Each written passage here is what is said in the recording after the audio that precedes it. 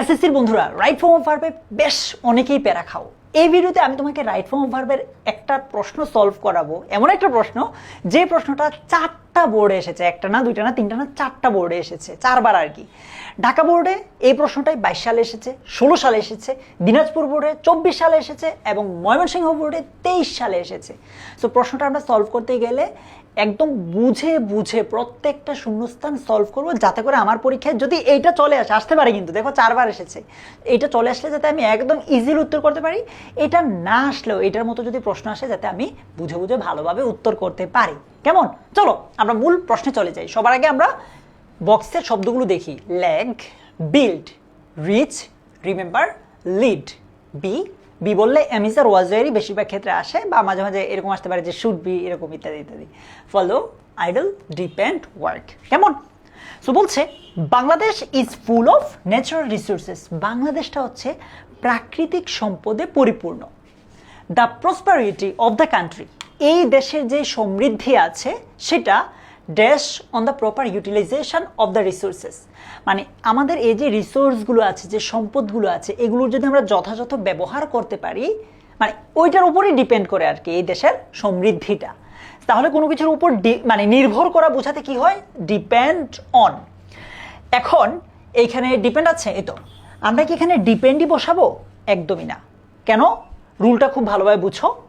বাকি সাবজেক্টের জায়গায় যদি একটা প্রিপোজিশন আসে, প্রিপোজিশনের আগের অংশটাকে আমরা মূল সাবজেক্ট হিসেবে ধরে নিব। সো দ্য প্রসপারিটি, এটা হচ্ছে মূল সাবজেক্ট, যার কারণে বাক্যটাতে যে ভার্বটা দিব সেটার সাথে এস যুক্ত হবে। কেন? দ্য প্রসপারিটি হচ্ছে কি? Third person singular. কেন এটা থার্ড পারসন সিঙ্গুলার? আমরা জানি যে আমি তুমি ছাড়া ভবে আছে যারা, থার্ড পারসন তারা। সো আই বা মানে আমি রিলেটেড সব কিছু হচ্ছে ফার্স্ট পারসন, তুমি রিলেটেড সব কিছু হচ্ছে সেকেন্ড পারসন, বাকি সব থার্ড পারসন। এখন দ্য প্রসপারিটি, এটা তো আমিও না তুমিও না, অন্য কিছুর উপর অন্য কিছু, সেটা হচ্ছে থার্ড পারসন। আর এটা সিঙ্গুলার হওয়ার কারণে এই যে ভার্বটা আছে সেটার সাথে আমরা কি যুক্ত করেছি? এস যুক্ত করেছি। আচ্ছা, মনে রাখবা প্রেজেন্ট ইনডেফিনিট টেন্সে বাক্য সাবজেক্টটা থার্ড পারসন সিঙ্গুলার হলে ভার্বের সাথে এস যুক্ত হয়। এবার বলছে we should not dash lessee life, মানে বোঝাচ্ছে আমাদের উচিত না একটা অলস জীবন পার করা। ঠিক আছে, তাহলে উই শুড নট কি হতে পারে? লিড, অতিবাহিত করা বা পার করা। সো হবে না we should not lead lessee life.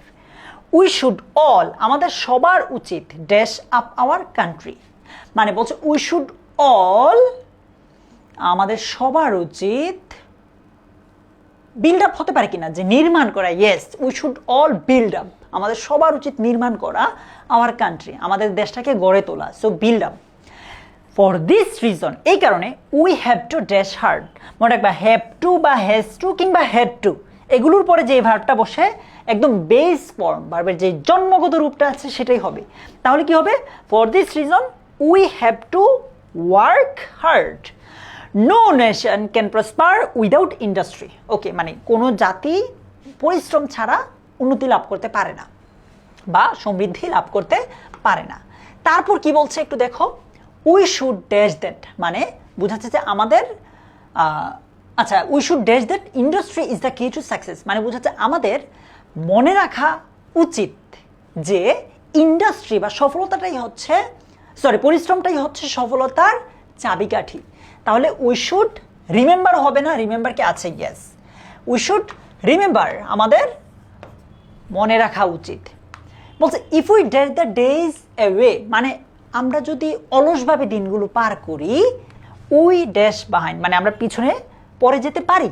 তাহলে if we idle, if we idle, আমরা যদি অলসভাবে দ্য ডেজ অ্যাওয়ে দিনগুলো পার করি, উই ড্যাশ বাহাইন্ড, মানে আমরা পিছনে পড়ে যেতে পারি। কি হবে? লেগ, এটার সম্ভাবনা বোঝাচ্ছে। সো কি দিতে পারি? মে লেগ, তাই না? দ্য নেশনস দ্যাট ইন্ডাস্ট্রিয়াস, বলছে যেই জাতিগুলো পরিশ্রমী, dash the pinnacle of development, মানে তারা হচ্ছে উন্নতির সর্বোচ্চ শিখরে পৌঁছায়। তাহলে দ্য নেশনস, এটা হচ্ছে সাবজেক্ট, সাবজেক্টটা কি? প্লুরাল। তার মানে এখানে যে ভার্বটা আছে সেটাও কি হবে? প্লুরাল হবে। একটা ভার্ব হবে না, সাবজেক্টের পরে কি হয়? একটা ভার্ব হয়। সো এখানে যে ভার্বটা আছে এটা কি হবে? প্লুরাল হবে। The Nations R industrious. কেমন? আর কোত্থেকে আসছে? এই যে বি বললে এম ইজ আর ওয়াজ এরই হয় বেশিরভাগ ক্ষেত্রে। আচ্ছা, the Nations that R industrious dash the pinnacle of development, মানে বুঝাতে, পিনাকল মানে কি, চূড়া বুঝাচ্ছে, সাফল্যের শিখরে, চূড়ায় পৌঁছায়। তাহলে কি হতে পারে বলো তো? রিচ হতে পারে না, যে আর industrious reach the pinnacle of development, সর্বশেষ। সুতরাং উই শুড ড্যাশ দেম, মানে আমাদের উচিত তাদেরকে ফলো করা, উই শুড ফলো দেম, তাই না? আশা করি তোমাকে আমি এত ইম্পর্ট্যান্ট একটা প্রশ্ন ভালোভাবে সহজভাবে বুঝাতে পেরেছি। যদি তুমি এটা বুঝে থাকো, চলো একটু প্র্যাকটিস করি, যেটা হয়তো আমার পরীক্ষায় চলে আসতে পারে। এমন একটা প্রশ্ন আমি তোমাকে দিব, তুমি আমাকে একটু বলবা, মানে আমাকে কমেন্টে তুমি এই যে 4টা শূন্যস্থান আছে এই 4টা উত্তর করে দাও। এটাও কিন্তু ইম্পর্টেন্ট। আচ্ছা, এই বোর্ডে এসেছে, ময়মনসিংহ বোর্ডে এসেছে, তোমার বোর্ডেও চলে আসতে পারে। প্রশ্ন কিন্তু রিপিট হয়। এই 4টা প্রশ্ন তুমি আমাকে কমেন্টে দাও, আমি তোমাকে একদম রিপ্লাই দিয়ে বলে দিব যে 4টাতে তোমার কয়টা হলো। কেমন? তোমার সাথে দেখা হচ্ছে কমেন্ট বক্সে। ভালো থাকো, আল্লাহ হাফিজ, আসসালামু আলাইকুম।